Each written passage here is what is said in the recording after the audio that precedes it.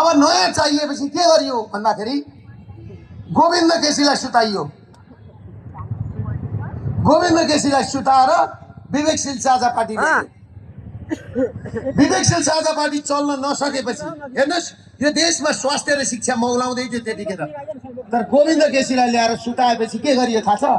यहाँ नर्स पढ्नु हुँदैन, यहाँ डाक्टर पढ्नु हुँदैन, यहाँ इन्जिनियर पढ्नु हुँदैन, यहाँ कलेज खोल्नु हुँदैन, सबै बन्द गर्नुपर्छ भनेर लागे हो कि होइन भन्नुहोस् त? त्यतिखेर मैले विरोध गरेँ 10 वर्ष अगाडिदेखि।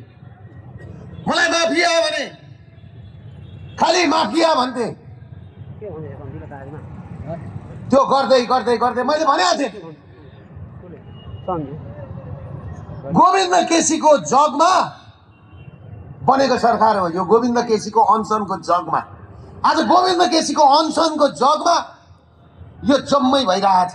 सिंहदरबारमा आगो लगाउने टिमै यही हो, सर्वोच्च अदालतमा आगो लगाउने टिम यही हो, 72-75 जनाको बच्चा मराउने वातावरण बनाउने टिम यही हो। यो कुरा बुझ्न जरुरी छ। र मैले सेप्टेम्बर 8 र 9 मा घटना भयो। सेप्टेम्बर 3 मा मैले एउटा स्ट्याटस लेखेको थिएँ, रवि र बालन एक ठाउँमा आउँछन्, पछाडि गएर कुलमान पनि थपिन्छन्।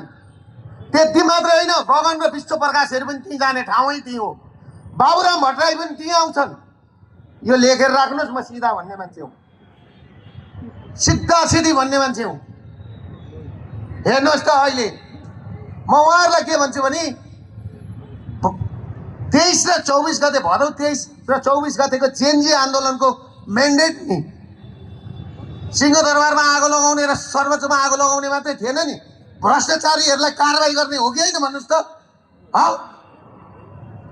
तर भ्रष्टाचारीहरूलाई कहाँ कारबाही भयो? कुन चाहिँ भ्रष्टाचारी पक्राउ पर्यो? आज उनीहरूको पुगेको जग्गा जस्तो गरेर सम्झौता गर्छन्। प्रधानमन्त्री यसले खाने, ऊ यसले खाने, फलानु यसले खाने भनेर।